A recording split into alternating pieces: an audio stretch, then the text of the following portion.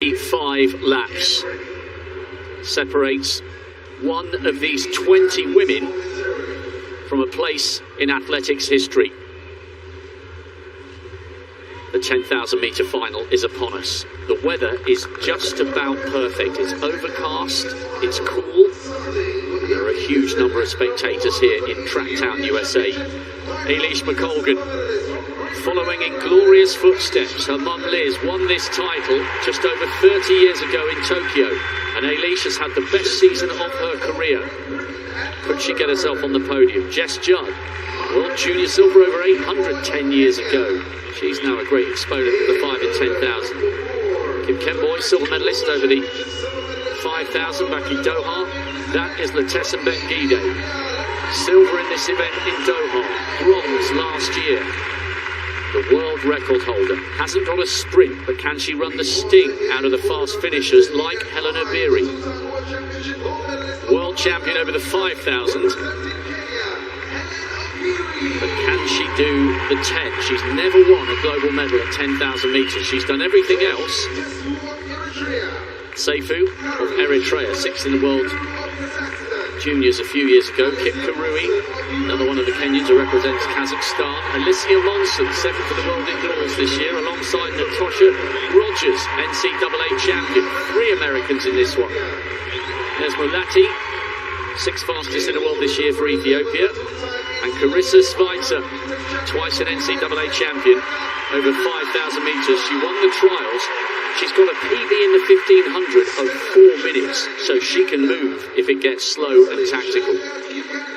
2 Ugandans, they're both Commonwealth medalists. Chesang took the gold, Chalanga the bronze. Scott of South Africa, very good distance runner. Looking forward to seeing her. Daniel of Eritrea now. The Olympic champion, the 2nd fastest in history. What kind of form does Sifan Hassan bring to this World Championship? That's a face of concentration.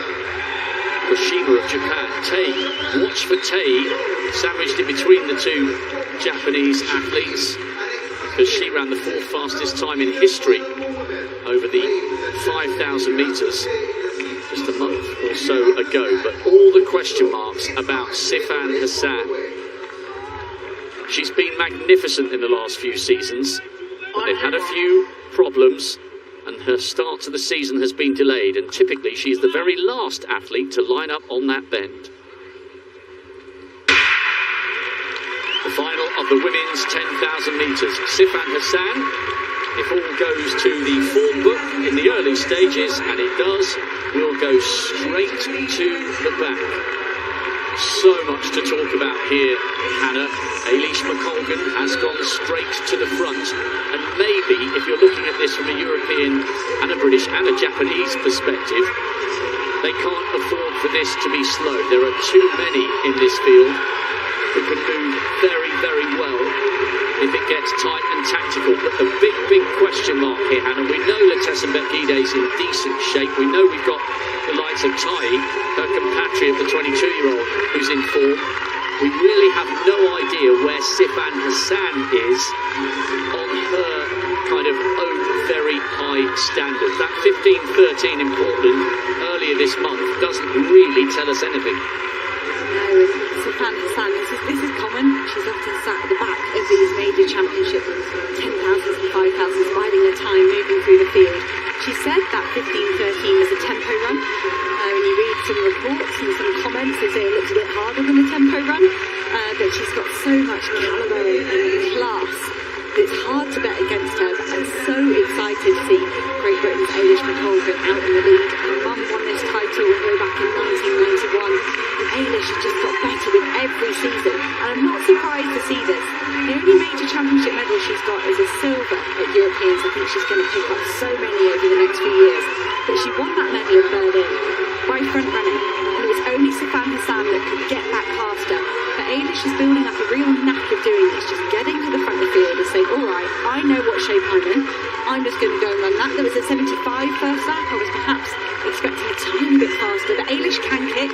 She's got great 1500 metre pace. She's run 4 dead, 401 or so, as has Schweizer, that you mentioned behind her. So Polish can kick, but she would want this to be a really fast-run race. And Japanese aren't shy leading either. Hironaka sat on Eilish's shoulder for nearly 800 metres. Now it is Rika Hironaka of Japan, just moving away to the fore. She is the 5,000-metre national record holder for Japan. A super accomplished athlete. She's 31.30 this season though. So Hironaka could she be in the form that took her to a 7th place in Tokyo. Great couple of laps at the front here, 74 and a 73. She's moving really well. Strongly feel that. And I think this is a sensible tactic for the likes of Eilish McColgan and Hironaka, because they know, with the best will in the world, they know that they can't match the quicker finishers behind them if it comes down to a big sprint. Their best chance is to run the sting out of as many of these athletes as possible. That is what Eilish McColgan did when she ran that brilliant time, second fastest in the world this year in Hengelo, 30 minutes and 19 seconds. She was absolutely metronomic, and we're pretty much single file in the early stages of this 10,000 metres with Hironaka and Eilish McColgan on the pacemaking duties. Hassan just in the middle of that group, but it's crazy really. The two leaders are looking comfortable in these early stages, and McColgan is in fantastic form this year. She's had 6 races and won 4 of them. But talking about Hassan, how do you try and construct a way to beating somebody who in Doha won the 10,000 and the 1,500 metres? That is an unprecedented range. She's really burst into the scene in Doha. She was running fantastically well a few years before that. But that range to win the 1,500 and the 10,000, she ran 3:59 for the final 1,500 of the 10,000 metres. And that's no messing about, and I think that's why these athletes have had to change their tactics. They've had to think, I have to try and run the sting out of the likes of Sifan Hassan. And she's sitting way back in that pack at the moment, just chilling out. Great stuff early on by Hironaka. Now, Fiigicha. He's seen his compatriot launch a big throw. What can he do in response here? Throw from Pavel Fiigicha. He's chasing that lead of Wojciech Nowicki, 80 metres and 7 centimetres. Pavel Fiigicha takes the lead, 80 metres 50. Imagine if this man wins his 5th consecutive world title. Talking about impressive performances, Sifan Hassan, certainly someone that's delivered time and time again on the world stage, but I wonder if she's at all aware of the history of Pavel Fiigicha, who's just trying to make to her inside, moving their way past the hammer cage. Now, Hironaka looks very comfortable out in the lead. I do love the attitude and the application of the Japanese athletes through these rounds. I mean, no rounds here with 3,000 metres, but you often see them in the 1,500 and the 5K just kind of sticking to task and making it a fast race. Hironaka trying to get herself another top 8 global finish to back up her 7th place from that home Olympics last year. Interesting to see the 3 Ethiopians running very, very close together. That's the view of Hironaka, top 8 last year. I just get the feeling it's slowed a fraction here. They've bunched up once again, and that's the thing. If you go to the front with a field this good behind you, you've got to have the courage of your convictions. 6:08 at 2,000 metres. So it's a decent pace. What are they? They're around about 30:50. That's really nice running from Hironaka. I think Eilish would be very relieved. She would have perhaps had to do this herself if she had wanted a decent pace, but that's going to really help. And Helena Beery, she's won 5K titles here, trying to win a 10K title. Henriksen of Norway, he's not won any of these major championships yet because he's got to deal with the likes of Nowicki and Fiigicha, but that looked good. Was it a valid throw? Because that looked long. See, Henriksen does go into the lead, 80 metres and 87. Everybody is trying to spoil the Polish party. Norwegian Ivan Henriksen doing it at the moment in the lead. There's been a noticeable increase in the tempo here from Hironaka. On the previous lap they were beginning to bunch, but I think she has increased the pace here, knowing that she needs to try and spread them out. As Hannah mentioned, Obiri looking very comfortable in third place. It's Chepkurui in fourth, the Kenyan who now represents Kazakhstan. No move yet from the three Ethiopians. Remember, Letesenbet Gide is the world record holder, a medal in Doha and a medal in Tokyo, but the pattern that tends to unfold when she and Hassan are on top form is that Gide hits the front, puts in a savage section of the race and gets rid of everybody apart from Sifan Hassan. There is Gide. Our directors and camera crew doing a great job here. Gide, one of the favourites here, but can she, towards the middle or back end of this race, try and change the tactics? And is this one of her best chances to beat Sifan Hassan? Is there a question mark over the brilliant Dutch woman who is just towards the back of that group? She's just out of picture on the left, in front of the bobbing distinctive head of Jess Judd of Great Britain. There's Hassan, just coming round on left of picture now.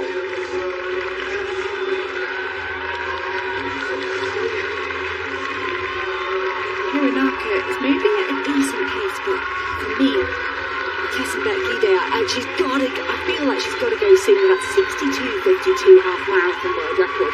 Her strength is unrivaled in this field. She's not looked untouchable by any sort of stretch of the imagination this track season.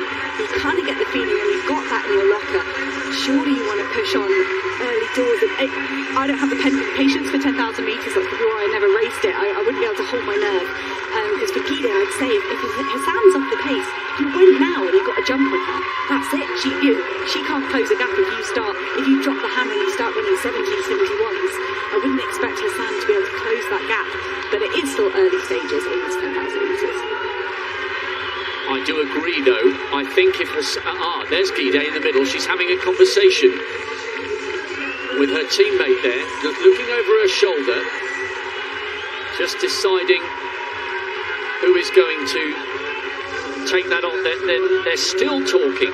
Gide in a roundabout fifth or sixth. We'll come back to this momentarily, back to this fascinating hammer final. Third round of the men's hammer throw. Nowitzki had the lead briefly to relinquish it to Fiigicha and to Ivan Henriksson, but that looked like a great third round effort for the Olympic champion. Nowitzki doesn't give much away on his emotion, but look at that, into the lead, 81 metres and 3 centimetres. Nowitzki, Henriksson and Fiigicha, that was our order in Tokyo last summer. We've got another 3 full rounds to go. Nowitzki just getting that third round underway in the men's hammer throw final, as the women do nearly as many turns as we're going to see from those men. 25 circuits of the track for this 10,000 metres. Hassan, the reigning champion, she's looking to defend her champion. That's only been a championships. It's only been achieved by Chirinesh Dibaba and Vivian Cherier. A special title to try and win back to back. Pretty much no change down there with Japan's Hironaka doing a great job pacemaking the rest of the field. Just hitting those 73, 74 second laps. Everybody just staying patient and biding their time. A few laps to go till halfway. These athletes will have a plan. They will have discussed this with their coaches, with their team managers. Will we see those 3 Ethiopians compete as a team? Will they make a big, strong bid to push their athletes up into the medal zone? Well, it's Taye on the shoulder of Letesenbet Gide. She's the one that's been having the conversations with Gide. And remember, Taye thrashed Letesenbet Gide when she ran that 14.12. So Gide knows, even from her teammates, that she can't afford to leave this late. Hironaka's doing a solid job with the pacemaking, but if Gide is going to split this field, and if she's feeling good, she's got to hit the front, you would think. somewhere around about the midsection of this race. Not too many gaps here. It looks like it's Dominic Scott and Jess Judd just at the back of the group. Maybe just the merest hint of a gap between the first five and Latessa Bet-Gidey, who is in 6th place. And Gidey looks over her shoulder for Tay once again. And this time, her younger teammate begins to respond. And let's not forget, I know we're talking a lot about Latessa Bet-Gidey and Sifan Hassan. Let's not forget that Helen Obiri is in this race. What a magnificent run she produced in Aarhus in Denmark to take the World Cross Country title. And I think, if I remember rightly, in so doing, she became the first woman to win titles on every surface. World titles on every surface. An incredible record for somebody who's been around a long time, but can she do it over 10,000 metres? What sort of form has Sifan Hassan got? We still don't have an answer. She's 2/3 of the way back down the field, not interested in what's going on at the front whatsoever. But Helen Obiri is. She's in 3rd, just behind, or 4th now, as the Kazakhstan athlete, Chip Karui, comes past her. Obiri just looking comfortable on the inside as they edge towards the halfway stage. I say Kip Karui was having quite a quiet race there, just pulling herself up alongside Ailish McColgan ahead of Helen Obiri, who was asked, do you still have the speed that you used to have? You've been on the road, you've been doing that training. And she said yes, she closed the Kenyan Championships in a 60. At altitude, she said she could close in a 59 or 60 here today. That was her claim, which would be very handy if she's in the right place in the race.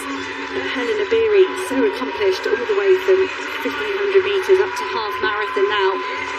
Just letting Kip Karui glide past her into 3rd place. And Teresa Schweitzer of the USA, could she get another US medal? They've got great history in this event. Cara Goucher picking up a medal in 07. Shalane Flanagan in 08, and Infeld with that desperate dive to the finish ahead of her teammate Molly Huddle to take the bronze medal in Beijing. I still shudder when I think about Huddle putting her arms up and Infeld suddenly and somehow finding a gap through on the inside. As we watch Latessa Bet-Gidey, who's looking comfortable at the moment in around about 7th or 8th. We've got Dan O'Brien down on the infield. He was very much looking forward to the 110 hurdles. Dan, you guys climbed a mountain when you did the 1,500. I think the 10,000 would have been a bridge too far, even for a man of your talents. Well, I think it's the number on the board. As you come around, you see 24, 23, 22. It's just too many laps. But, you know, I think what makes distance running and track and field here in what they call Track 10 USA really a difference maker in the United States is the fans here are so knowledgeable. You see the runners going around every time they hit the straightaway and the back straight. They are just cheering them all the way around. But, you know, let me take you guys back in history just a little bit. Let's go clear back to 1982, and we'll talk about somebody very historic, we know from World Championships even, but taking a break from her sensational international tour. Mary Decker-Slaney returned home here to Eugene, Oregon, where she called her home, and less than 24 hours after arriving, she decided to enter a 10,000-meter race in an all-comers meet in Hayward Field.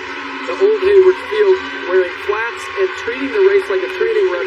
Decker ran 31:35 to take more than 40 seconds off the previous world record. And Mary Slaney, just a household name in these parts. But you talk about history in this stadium. Could history be made today?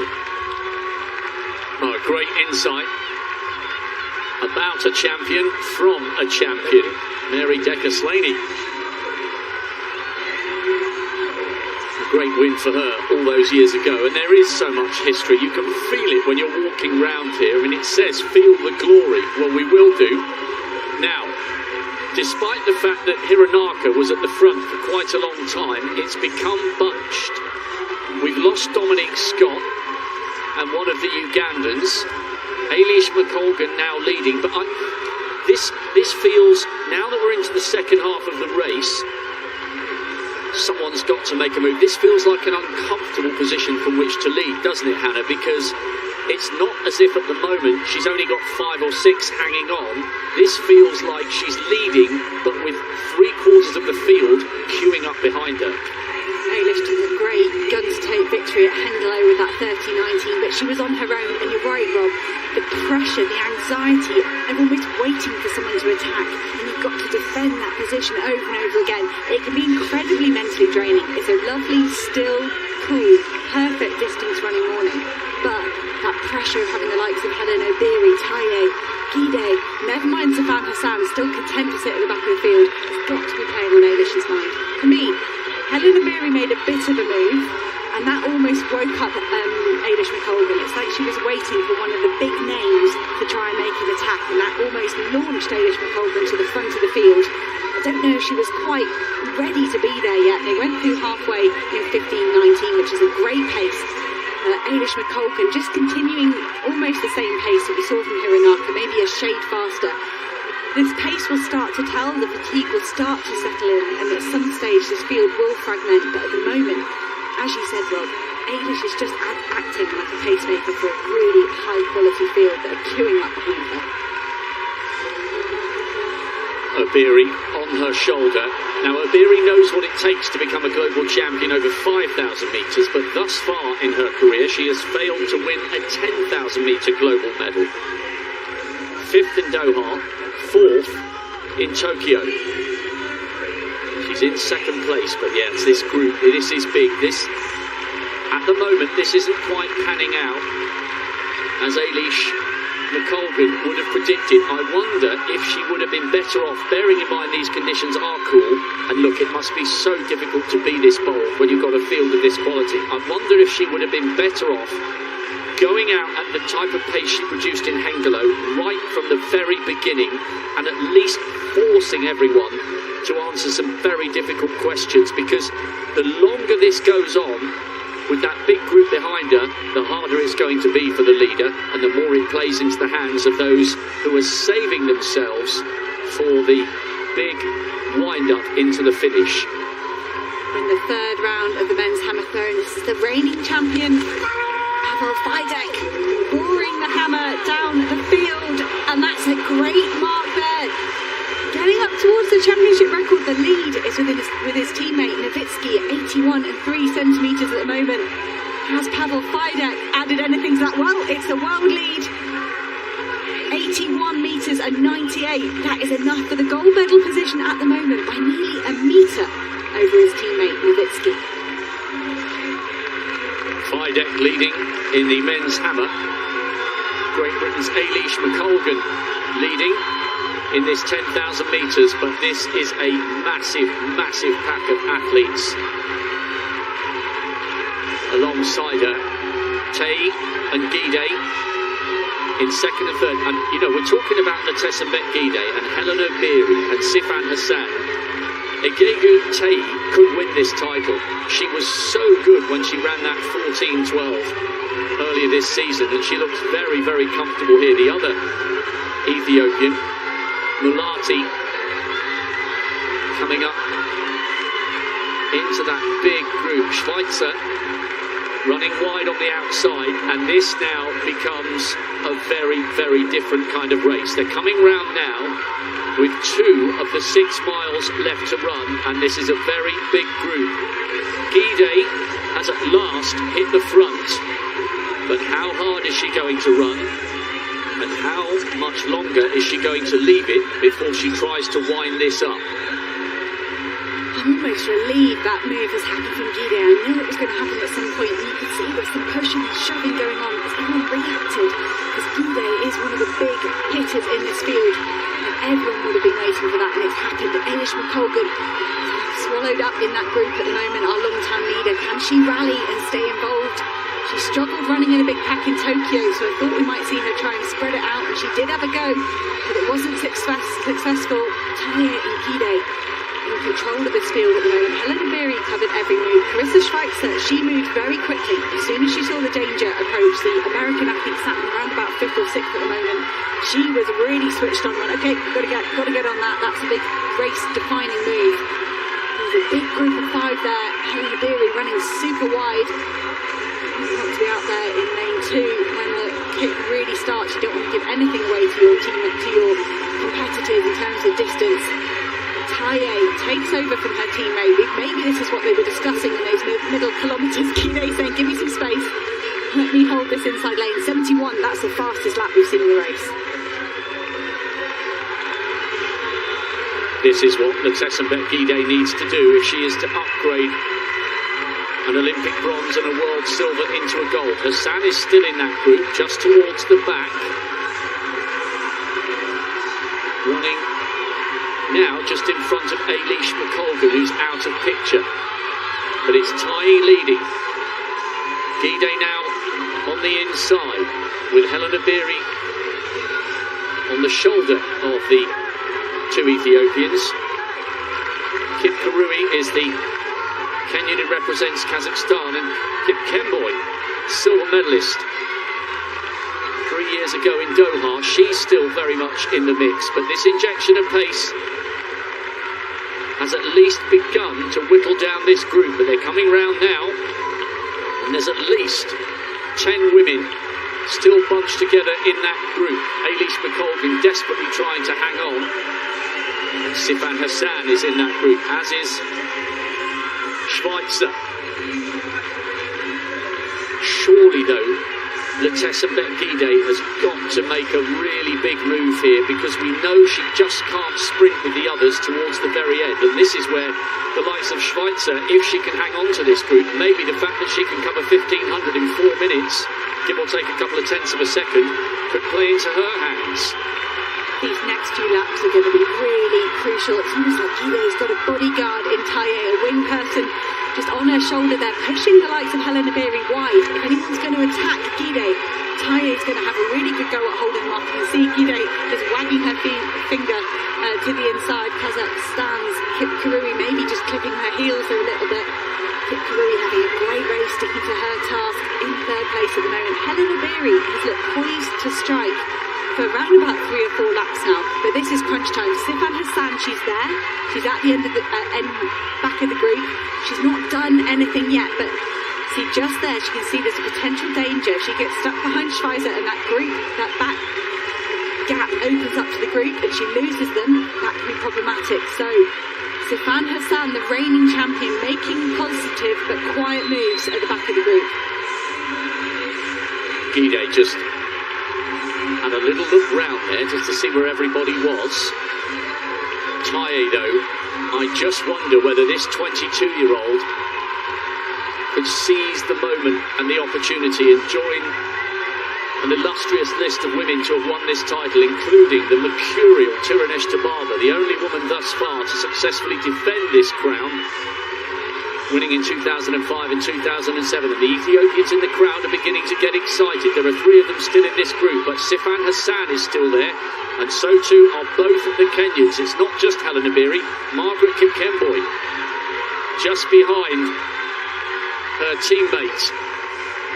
Hassan is in touch with this group, and the other Ethiopian still very much in this as well. 6th fastest in the world this year, Mulati.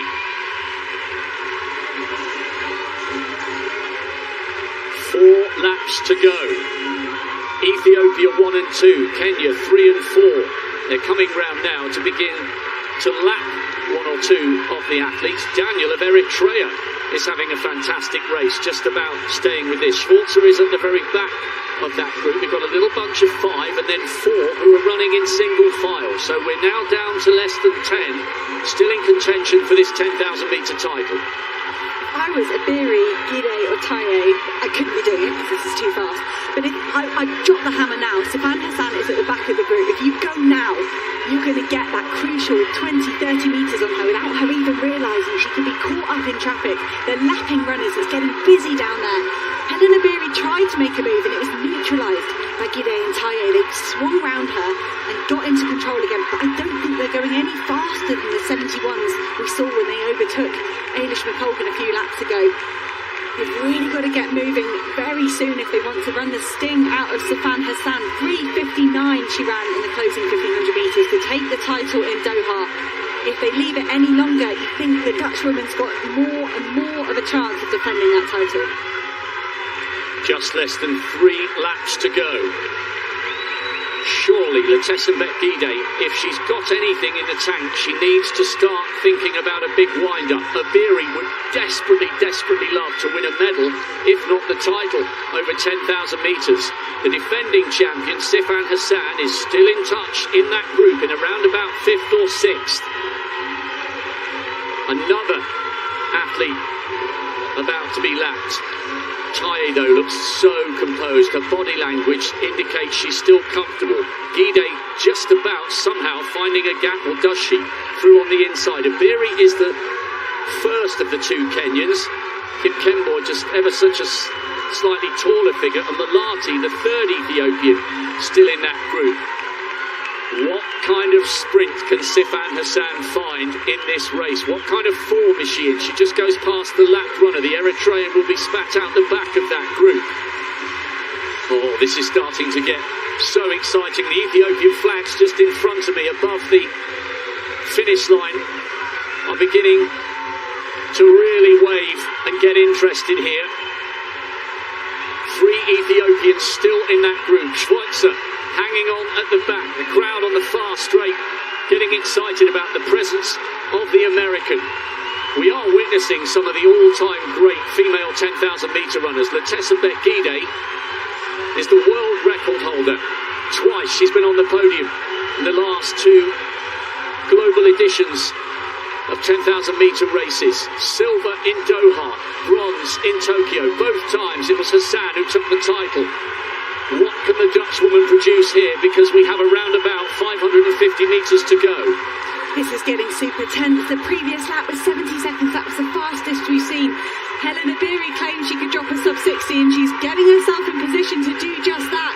Gidey lifts her pace ever so slightly, but could Sifan Hassan, all the trouble she's had this year, a long recovery mentally and physically from the Olympic Games, followed by a calf strain, it's all to fight for as they hit the mark. Gidey from Abiri.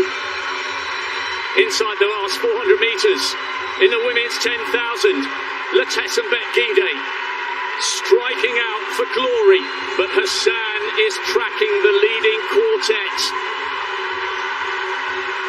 The noise is huge down the back straight. Gidey, Batains on her shoulder. Remember, the youngster beat Letesenbet-Gidey over 5,000 metres. Kipkemboi trying to stay with the pace, and Hassan is winding up for a big finish. What a title defence this will be for Sifan Hassan. She's done nothing all season, and she's coming up onto the shoulder of Gidey. Abiri comes through and blocks Taye on the inside. What a battle! Who's got the heart? Who's got the belief? Who's got the drive and the acceleration? One of the great 10,000 metre races. Gidey, desperate for the win. Is it going to be her turn? She looks over her shoulder.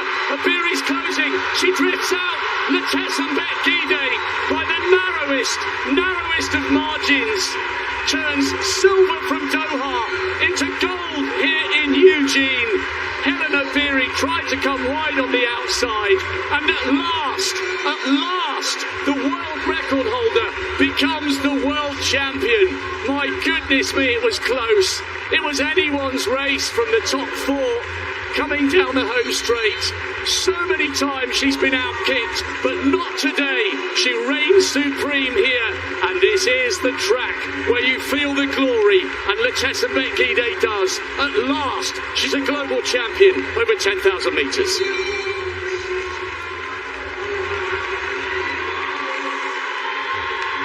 Letesenbet-Gidey was so patient throughout that race. Great run as well from Taye, her teammate. Out of the medals in the closing stages, but Gidey, there was a lot going on, and I was confused. Why wasn't she trying to make a medal-winning move? And that to me says she's been sitting at home doing her speed work, because we knew she had the strength. She's so phenomenal over half marathon. She's got that world record in the 10,000 metres of the track. But Gidey just trusted in her sprint finish there, and she outkicked some phenomenal kickers. What a turn up for Helen Abiri, picking up her first 10,000 metre global medal. Walked away from the track supposedly after being out of the medals in Tokyo last year. Said, I'm done with the track, I'm retiring from that. There she is, back from retirement, picking up a silver medal. But it is Gidey's day, and that was a phenomenally well executed race. Wow. Letesenbet-Gidey needed every bit of concentration there, because when we see the replay, you'll notice she looks over her right shoulder and sees that Abiri is closing her down, and she just ever so slightly drifted out towards the edge of the outer element of lane 2 and pushed Abiri towards lane 3. It was so close, less than a tenth of a second in it. Kip Kemboy did really well for the bronze, and this time Hassan was run out of the medals. Perhaps the fact that she started her season so late has given her problems. I'm so pleased for Letesenbet-Gidey because she's got incredible heart and has set some amazing records, but so often she's been brave and bold, and other great sprinters have denied her the medal. Watch the glance. She sees Abiri closing. There's ever such a slight drift out towards lane 2. You can't really see it from that angle. She just about hung on. What a brilliant finish. That was incredible. Kip Kemboy got a PB for the bronze, and Hassan, having done nothing all season, still came out and ran 30 minutes and 10 seconds. That was one of the most entertaining finishes to a 10,000 metres I have ever seen, because you didn't know right down until the last stride who was going to take the title. Best sprint finish I have ever seen of Letesenbet-Gidey. You can see her able to do that. She made a big move with 1k to go in Doha and came unstuck. Got beaten by Sifan Hassan, had to settle for the silver medal last time round, and I'm sure that was playing on her mind here today in Eugene. Letesenbet-Gidey, patient, perfect execution of her closing 150 within 25 laps. You know, it's fine, it will all sort itself out, but you've still got to nail your tactics and the measure of your effort in the closing stages. And great to see the first instant medal presentation. This is going to happen. The organisers really keen for the athletes to do their lap of honour wearing their medal. And they've managed to successfully lasso those medals around our top 3 across the line in this women's 10,000 metres, so they can get shown off to the crowd as they go around. Oh, what a race. That was absolutely brilliant. You were waiting for Hassan to come. She did. And perhaps if her season had started with a few less issues, then coming up wide on the outside with 120 to go, she would have taken the title. But you can only beat who's there on the day, and you take it on face value. It was an absolutely stacked field, and this time at last it was Letesenbet-Gidey's turn for the win.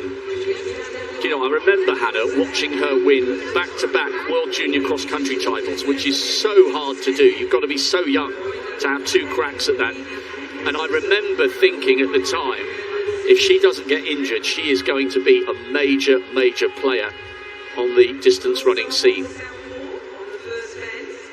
What a race, and what a way to turn silver from Doha into gold here in Eugene. Letesenbet-Gidey is the champion of the world. Helen Abiri at last on the podium in a 10,000 silver. Kip Kemboy a PB for the bronze. Hassan, the defending champion, just run out of it. But what a last 150 metres. PBs and national records all over the place. Daniel for Eritrea, Kip Karui for Kazakhstan, and a PB for Schweizer, coming home inside the top 10, just ahead of Eilish McColgan of Great Britain, who did so much of the pacemaking duties early on. Stella Chesang with a national record for Uganda in 14th. Natoya Rogers with a PB for the States in 15th. What a race.